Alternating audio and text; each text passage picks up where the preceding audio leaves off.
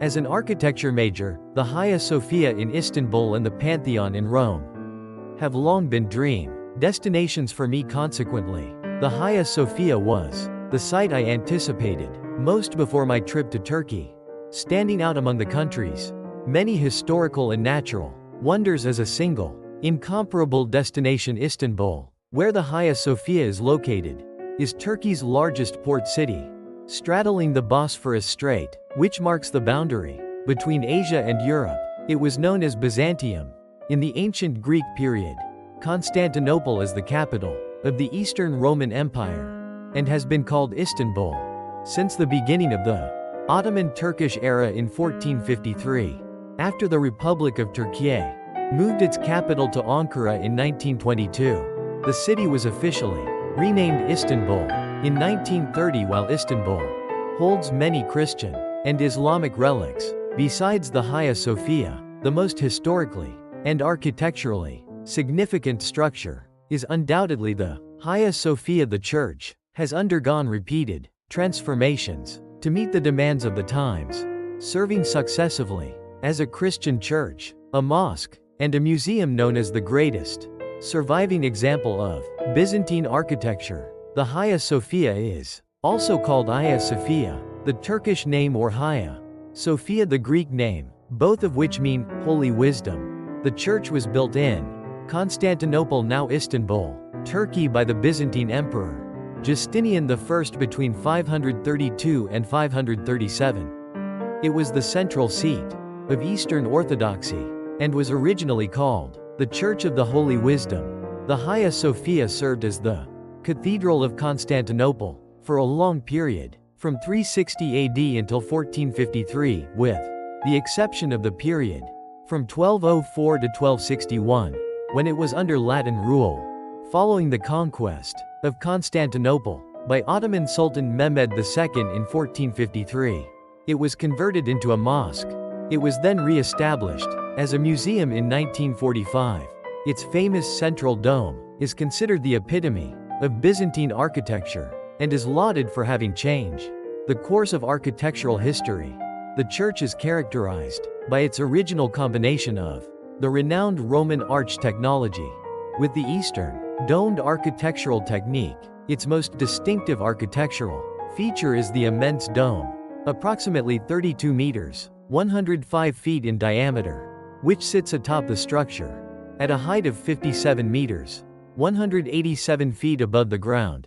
To raise such a large dome to that height, the emperor commissioned the mathematician Anthemius of Tralles and the physicist Isidore of Miletus as the lead designers. The church was rebuilt 3 times. The first version was completed in 360 AD during the reign of Constantine II, son of Constantine I. This first building is believed to have been a basilica, a structure originally referring to Roman public buildings, but adopted as the primary architectural style for early Christian churches. After Christianity was legalized, it featured a rectangular shape with a wooden roof. The first church, located near the palace, was caught in riots due to the persecution of the patriarch and was burned down in 404 AD.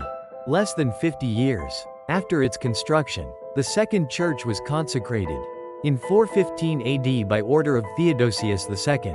Completed after years of reconstruction and repairs, its structure was also built in the basilica style. Similar to the first church, however, the second basilica was also destroyed by fire during the Nika riots under Justinian I in 532 AD. Unlike the first building, some vestiges of the second church remain, with fragments of marble carvings still preserved near the entrance on the backside of the current building. To complete the third and current structure, materials were sourced from various parts of the empire, including Syria and Egypt, and the labor force reached approximately 10,000 workers. Emperor Justinian I, together with the patriarch, inaugurated the new church with a massive ceremony in 537 AD. Though some of the interior mosaics were completed later, records from pilgrims visiting Constantinople at the time describe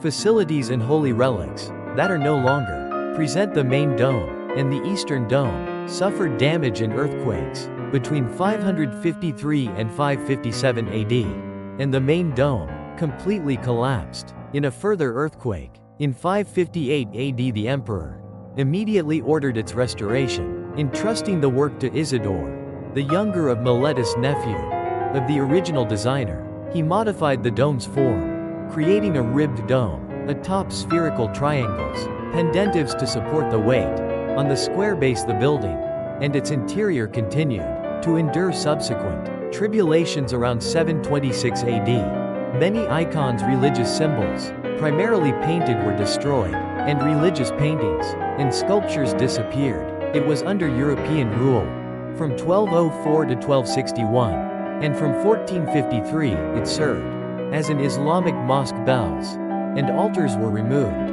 Most of the Christian mosaics were covered with plaster, and Islamic symbols were added during the Ottoman era. Despite undergoing several partial destructions and subsequent repairs due to earthquakes, including a major restoration in the 19th century, the current structure retains the fundamental layout completed in 537 AD. Architecturally, it is a revolutionary combination of the basilica form and the Roman dome, creating a new structural style.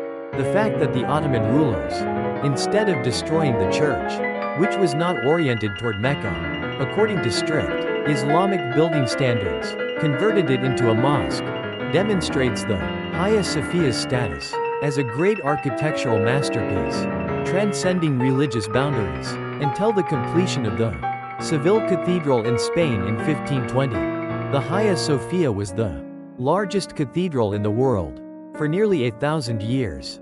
It was also the spiritual center of the Greek Orthodox Church, and a vital venue for imperial ceremonies, including the coronation of Byzantine emperors. The Hagia Sophia was designated a UNESCO World Heritage Site in 1985.